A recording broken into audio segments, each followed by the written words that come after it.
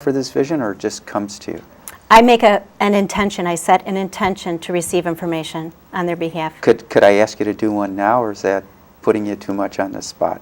Well, all of the pictures that I'm getting right now about you Okay. are all about gardening. And, Okay. and I think it's because of the conversation we were having. Yeah, or maybe the show you mentioned you had a degree in horticulture.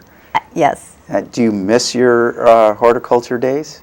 You know, I've kind of turned it into something different now. I talk to the trees and the plants in the city. Me too. I do, yeah. Every day. It's so important, isn't it? Oh, yeah. That's probably why they're you have alive. such a great garden. They're alive. They're like beings to me. They are. Sentient beings. Exactly right. I had to take a class on that. I've got some really great books. You may already know about them, but there's some great books about plants and the inner life of plants.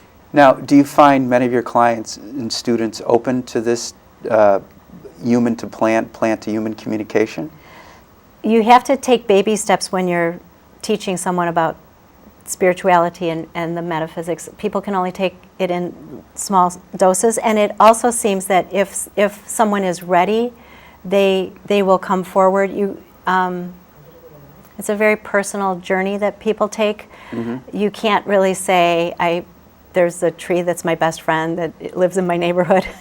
Yeah. But if they mention it, if they notice, it's almost as if that type of thing is taboo sometimes, and it really shouldn't be. Well, I find a lot of people have connections to animals, dogs and cats. Yes. Like we may have to trees and plants. Yes.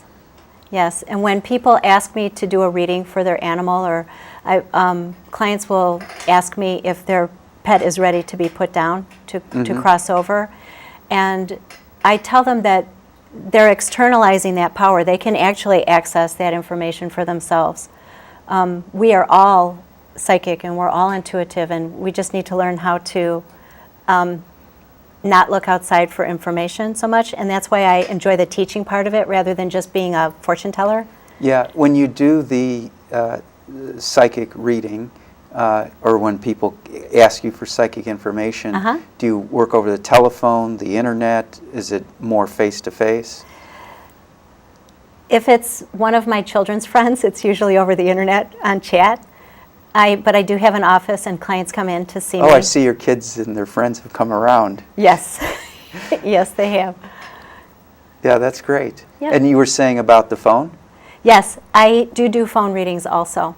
And what cities, states, countries your Well, I clients? used to do the typical phone hotline thing, and that was Canada and the United States, so I never knew my clients. And that's actually how I started developing my skills. And it was very helpful to do it over the phone because you didn't see the person, so I had no preconceived notions. I wasn't doing I had to use my intuition completely, and it really helped. And then when I started doing people in person, I actually had to close my eyes when I was giving the readings. And why was that? I think because I was so used to not being able to see them and take visual cues, I didn't want anything that I was looking at to influence what I was getting. So you're using a higher sense, not Yes. what you were seeing or what you're hearing or feeling. It was the sense beyond the five. Yeah, I didn't want to be distracted by the visual. I wanted to keep listening to my guides and seeing the pictures. And at what age did you find yourself being intuitive or curious about the psychic realm and angels? From the time I was very small, unfortunately, I saw spirits. And What do you say, unfortunately? it was scary.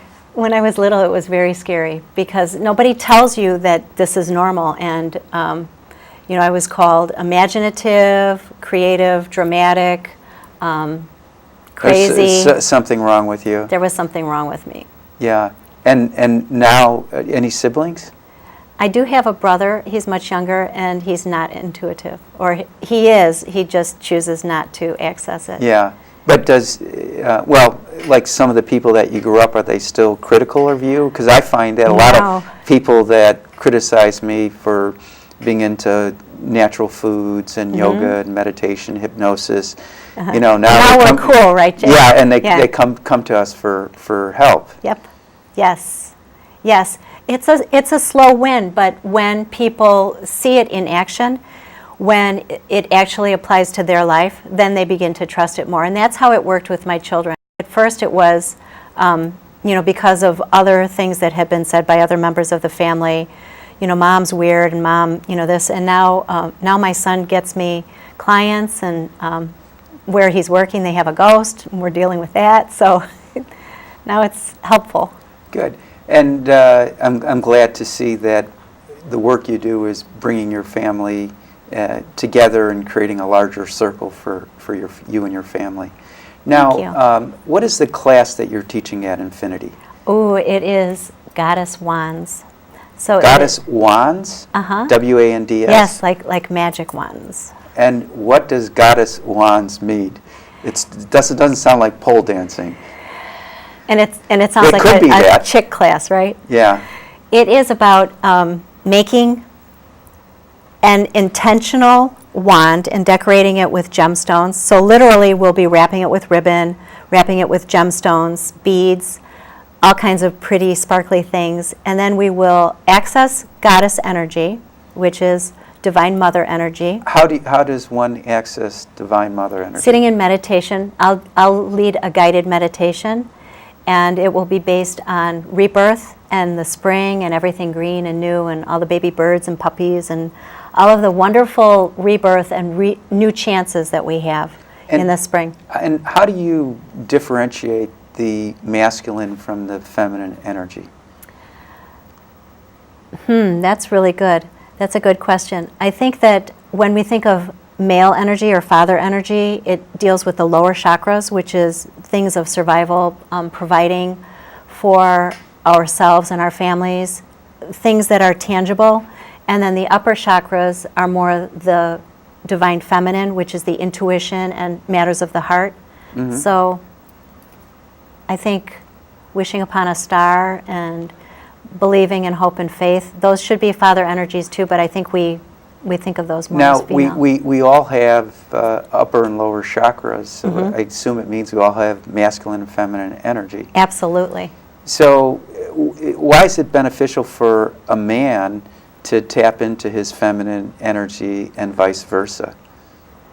I think because we are beings of energy, you don't want to shut off any frequencies. You want to be firing on all of your chakras, and you want the energy and the vibration to be continuous.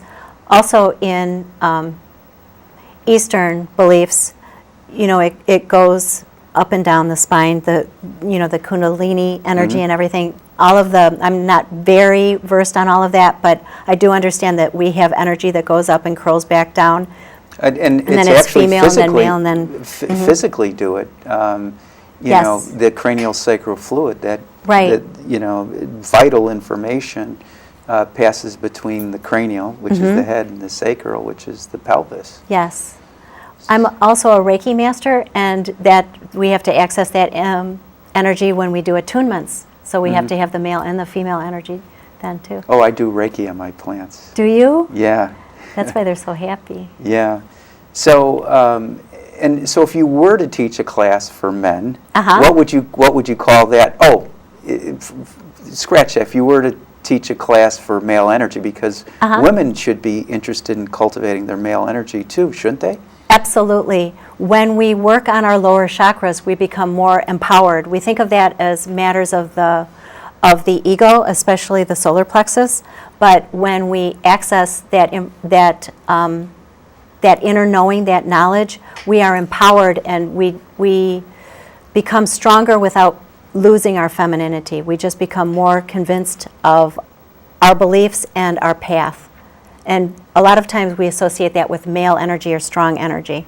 Yeah, I remember I once went for a nutritional consultation, and I was really masculine, and my teacher or counselor said, you got to eat woman's cooking. Just find a woman if you have to. Just have her cook for you. You needed the energy right in the food, huh? Yeah. So literally to consume that female energy. Yeah. Well,